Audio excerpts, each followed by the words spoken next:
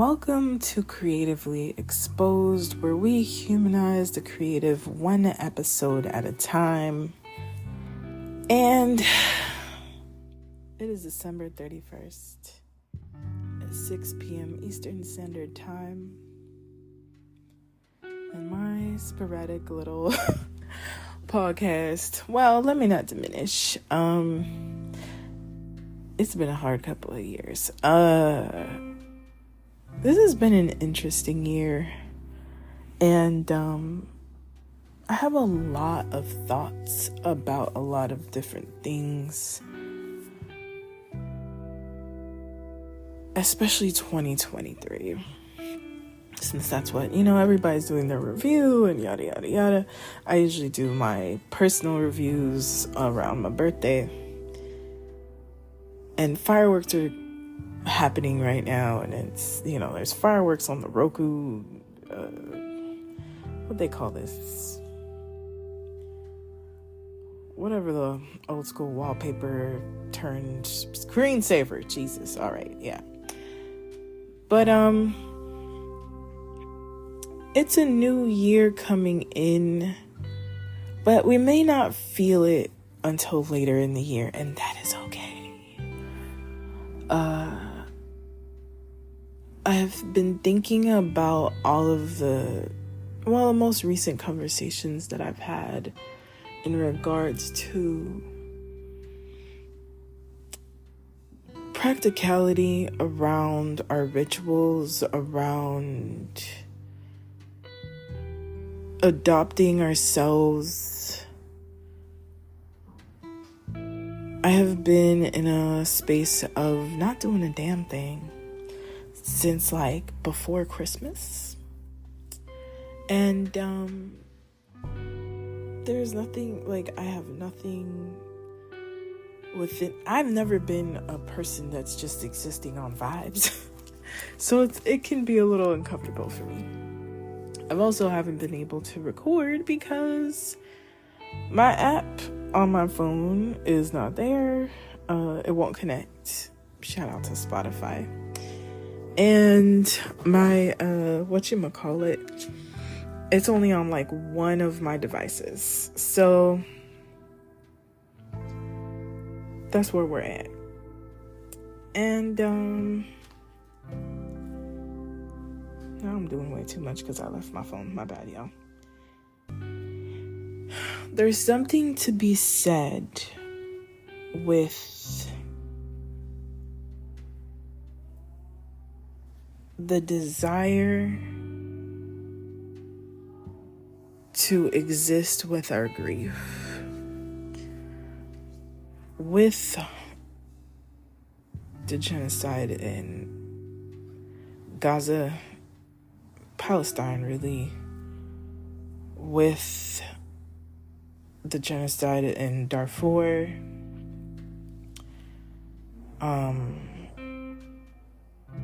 all of these different genocides, like Democratic Republic of Congo. There's something to be said about systemic violence on a global level and how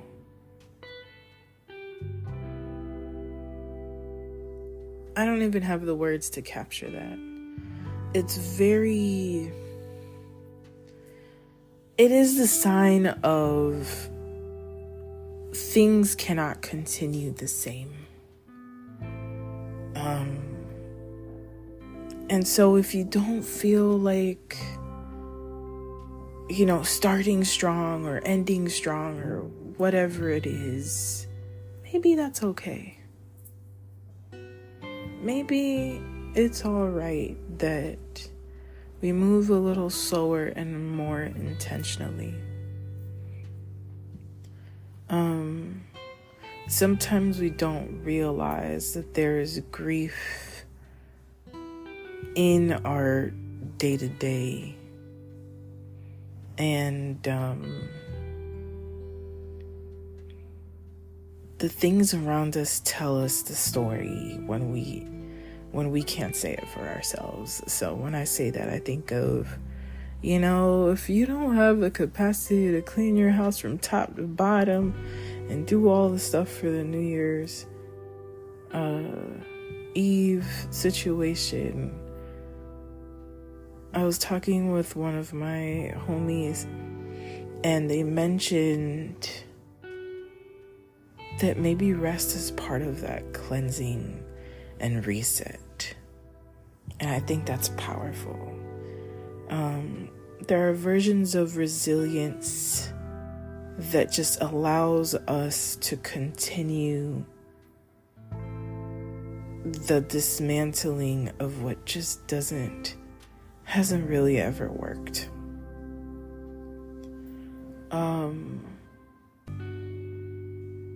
The body knows when it's ready. And so forcing things to move quicker than it's meant to either creates work that you may not 100% be proud of, but you met that deadline and that's something to be proud of. It can also be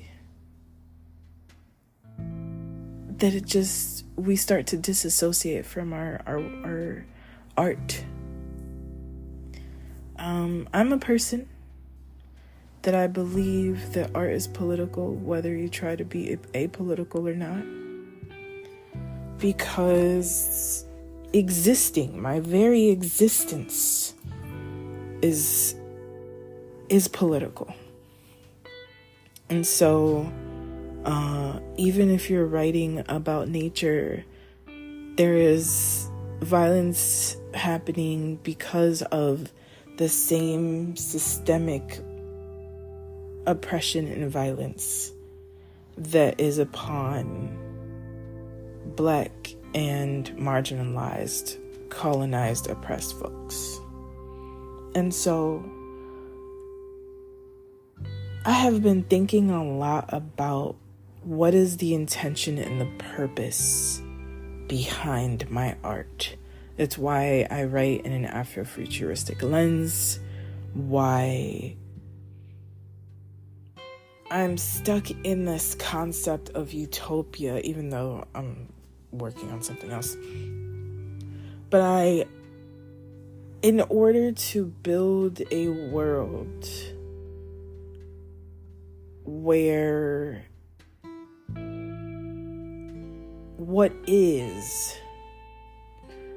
isn't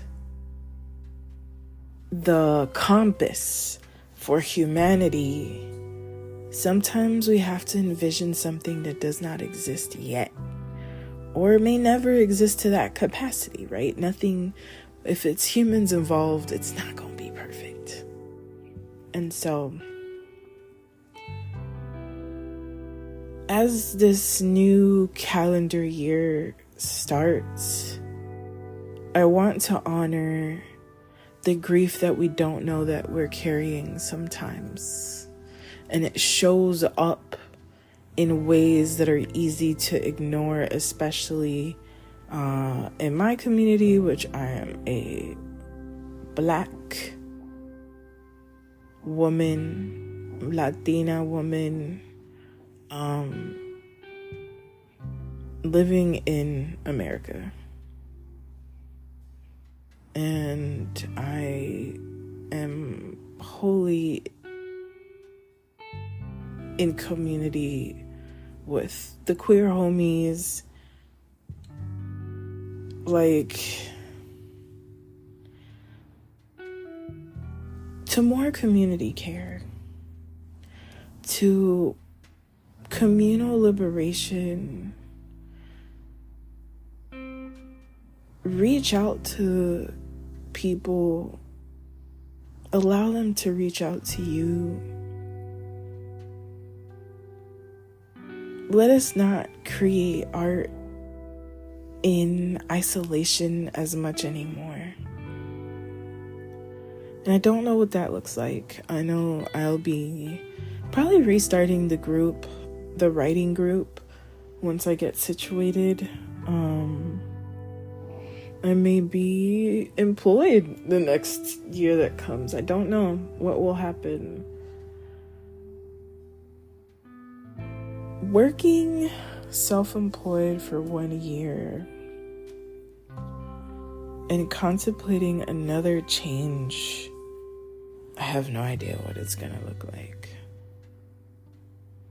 But this year of self-employment, of creative entrepreneurship, has allowed me unknowingly the space to grieve many versions of myself that I thought I wanted to be and embody. The quote-unquote American dream that is sold to people who immigrate here, and how that hasn't worked for me. Right? There are privileges and things that I can be grateful for, but the very vision of it has turned to ash.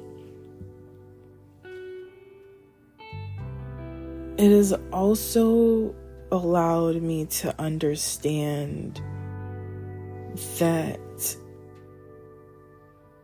overconsumption and overcreating in a way of it to be consumed can be dangerous and harmful.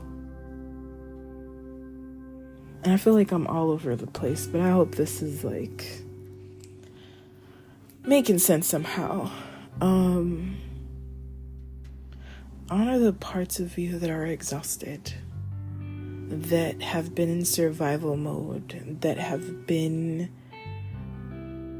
in mourning and in deep grief, the parts that have experienced different forms of emotional, holistic, systemic violence. It is hard to make it out here. It takes time to become successful, and success in itself we need to define for ourselves. I think that's super important to do, because what I thought was success was a fire put out in the prior year. But now I have my own definition. And so if you've done something because that's what you do whenever, be it a ritual every year, maybe ask if does it work for you? Does it feed your spirit? Does it nourish you? And if not, then why continue? I think about a lot of this is how it's always been. And it's but does that work? Does that inspire you, right? Does it inspire us? I don't know. Don't got that answer. But the things that I've done on autopilot, I've also learned do more damage than good. Me existing in energies of desperation and doing the most have had physical implications on my body. So, I guess that is my self-employed wrap up. But pay attention to the signs that life is giving you. If you cannot create, it's not time yet. If you're so inspired, keep going. and share it with the world. Also, like, I tell this to like my workshop students and things, for anybody who's like published or celebrating an exhibit or whatever you got going on, like, please either email me or tag me or comment, whatever, let me know. I'd love to know that, because for all 50 of y'all or 20 of y'all that are listening, I'd love to know what you got going on. I am really considering, and have been for a while, in figuring out how to bring spaces, in-person and virtual spaces together, for creatives, always focused on prioritizing Black and marginalized folks together, since we need those spaces. So like, if let's work, let's do something together. I can't build everything on my own. And so, let's do the things. What are some things that I plan to do? I don't really have like hard goals. I feel like this year was a recovery year and an attempt to, swing from every branch and see what fruit I find. Don't know about that metaphor, but here we are. Next year is for intuitive alignment. It is a year of receiving, and part of receiving is collaboration. So I'd love to do that. More workshops in my own pages and in my own things. So if you want to be in the newsletter, sign up, holla at your girl. Cause I wanna do things my way. No Usher. There's a lot of things that need to be done differently. And so, I'm gonna see where it leads. But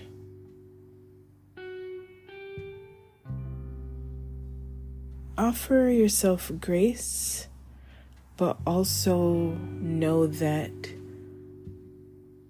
your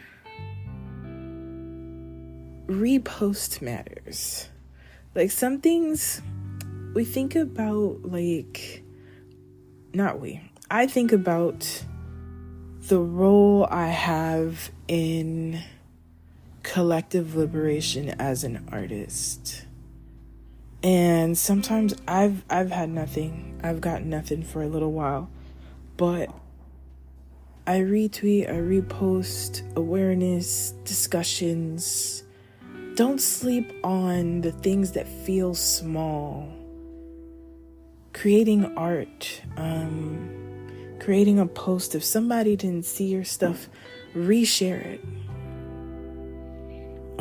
Sometimes when I release something, very few people see it or engage with it or realize that it's there. I also do 600 things.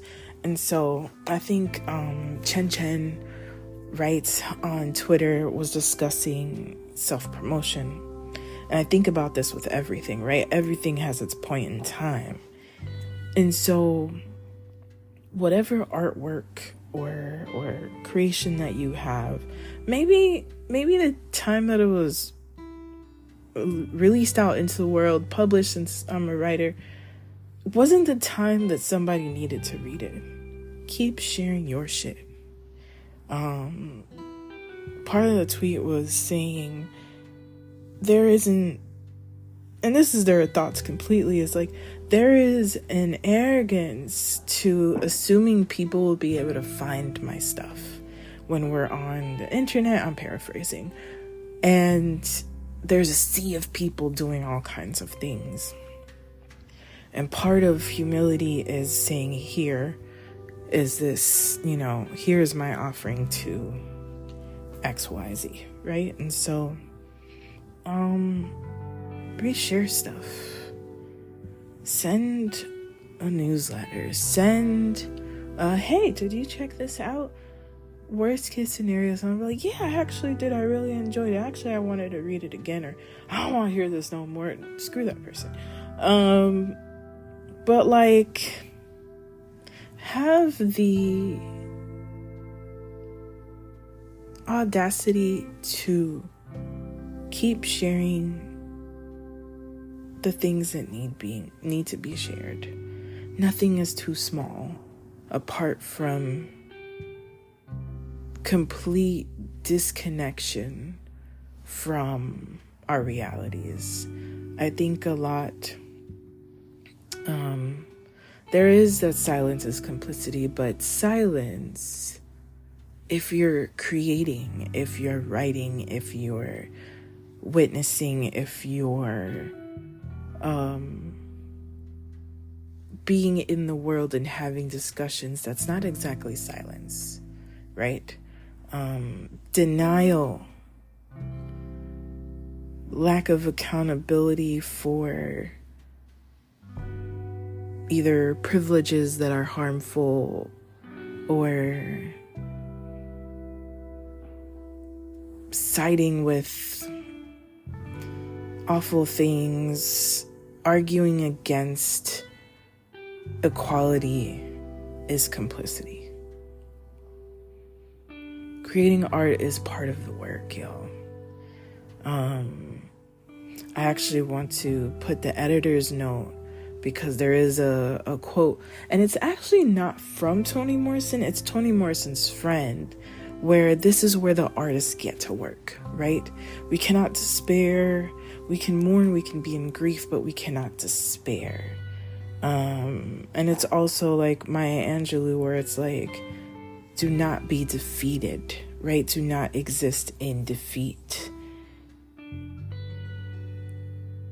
Create.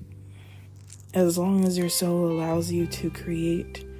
The things that we are building and creating are maybe even wishes that we throw into the universe for them to be heard, right? And so, be all of your things. Do not, if you have big feelings, like, let that be witnessed in safe spaces.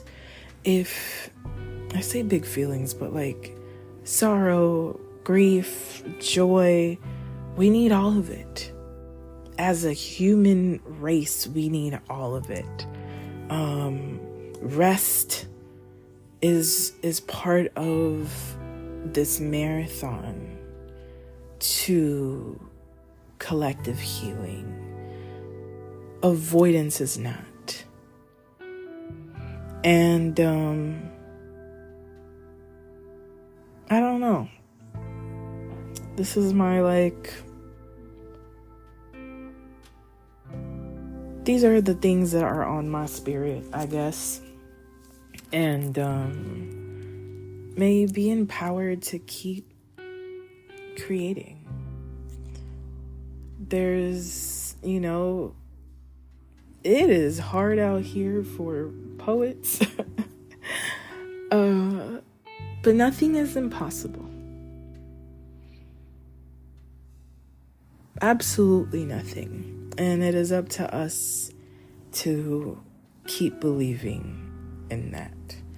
And so, on a business side, posting on socials, specifically Instagram, is going to significantly reduce. I put a post about this. I'm sure very little people have read it because the algorithm.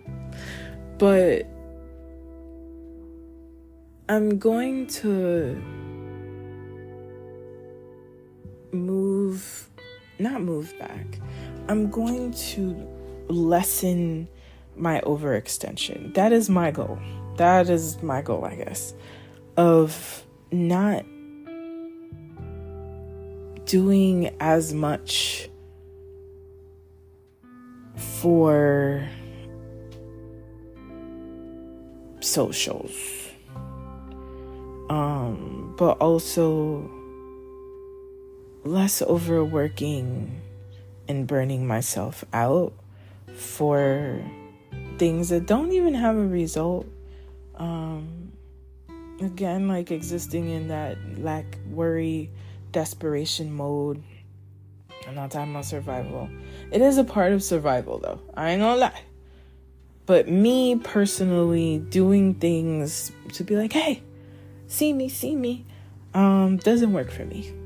And so I'm gonna see what it looks like to do a little bit less. What it feels like to maybe instead of doing 900 things, doing a few things this year that are meaningful, really moving into a quality over quantity kind of situation. And so that's applying especially to like my business, Astrolizix, which for those who don't know, I have a spiritual store, and it houses hella crystals, and there are some sage and herbal bundles, some incense, a few tarot decks. I have a few tarot decks left. I would like to buy some more, but we'll see. And then I also do services, so astrology readings, natal charts, which is your birth chart. I do solar return readings, year ahead, all kinds of stuff when it comes to astrology, and I'm gonna keep learning some things, and tarot readings. Another thing, business people of all walks of life, have you increased your prices lately? Talking to you, Black and marginalized folks, have you increased your prices lately? Make sure you just, if you're worried about losing people, have multiple ways to offer payments. But enough devaluing the things that we do. And that sounds like it's for everybody. Enough selling yourself short. Enough with, just like how I start, this little podcast. Like, stop saying little. No more self-deprecation. The world is raggedy and hard as it is. Life is complicated and difficult and multi-layered. We don't need to be violent with the ways that we speak to ourselves and diminish the amazing things that we do. So, I hope that in between looking for what freedom looks like on a collective and individual level, we can include play, we can include rest, and we can include valuing ourselves. And so, I feel complete, y'all. Thank you to those who have listened to my rather sporadic episodes. I've tried to do at least once a month. I don't know what it will look like in the following year, but I will do my best as well. I might have a little bit more to say, who knows, because new chapters, new things. But see you on the other side. I love y'all. I appreciate y'all. And as always, thank you for listening. And do not forget that you are magic. This is why they try to suppress our posts and our messages and things. Every little thing that we do has magic in it, y'all. No te olvides que eres magia. pas oublier où c'est magique. And to all of my Haitians, it is Soup Jumu Day on the 1st. Happy liberation of Haiti. And see you later, y'all. Cuídate.